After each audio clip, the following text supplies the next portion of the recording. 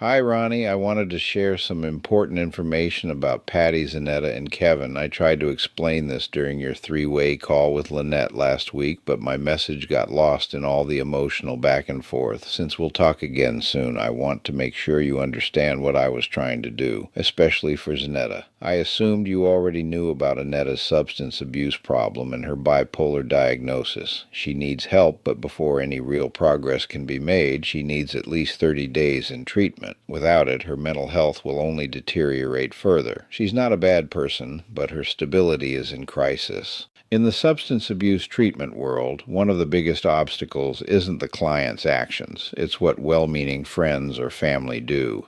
It's called enabling, and decades of research and statistics prove it's counterproductive. Enabling doesn't just fail to help, it causes irreparable harm and can even lead to death. If you don't believe me, GTS, Google that shit. I was genuinely moved by the compassion you and Lynette showed. Compassion is always good, but only if you know how to apply it.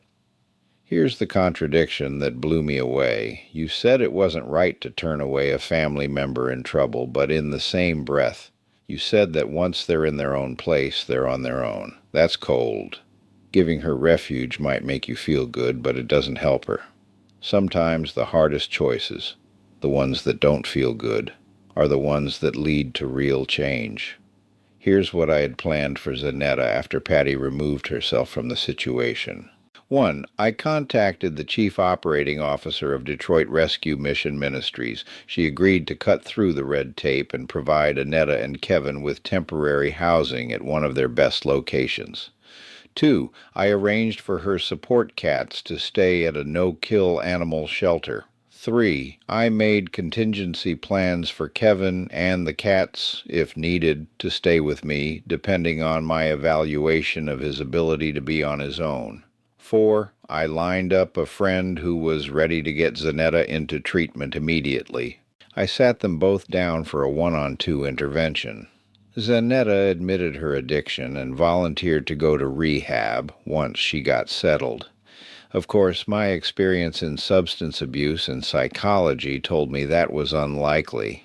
I was compassionate but firm. Immediate rehab was the only way. Predictably, she had 99 excuses for why she couldn't do it, and just as many reasons why she could handle it alone. I told her that after rehab, I'd work with her personally. My methods, combined with traditional therapy, have a proven track record. I had the highest recovery rate in the field when I was still practicing. But then she played her card. She told me you'd said it was your house and I'd have to comply. I've seen this tactic before, so I shut it down. I was prepared to call you and update you, knowing she'd likely reach out to you. What I didn't know was that she'd already called you. And then, guess what? I got a call from my compassionate daughters who undermined what might have been Zanetta's last real chance at recovery. I'm pissed, not at her. She's in survival mode, drowning in quicksand.